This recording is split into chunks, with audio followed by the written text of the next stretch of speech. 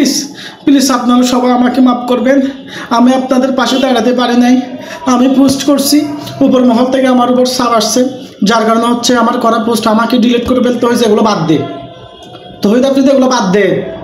তোকে জাতি চিনে গেছে ভাই, তুই তোর পরিবার সবাই যে সরকারের দালাল ছিলি, সরকারের দালালি করে করে তুই মায়ের টিভি এটা হচ্ছে ইয়ে করছস, সরকারের দালালি করে করে সবাই তোরে চিনে ফেলছে। বাংলাদেশের সব স্টুডেন্ট তোরে চিনে ফেলছে। এখন আর তোর নাটক করতে হবে না, নাটক এগুলো বাদ দিয়ে দে।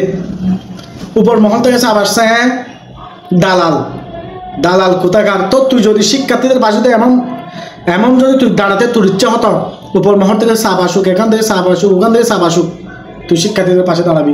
আমি আর ইউটিউবে আসবো না, প্লিজ আপনারা সবাই আমাকে মাফ করে দেন। বন্যামে বাদ দি ফেলা, বন্যামে এগুলো অনেক করছো, সেগুলো আর না, মানবতার ফেলেগুলো এগুলো আর করিস না এখানে। তো সবাই এগুলো চিনে রাখবেন, ওকে আপনারা যেখানে পাবেন সেখানে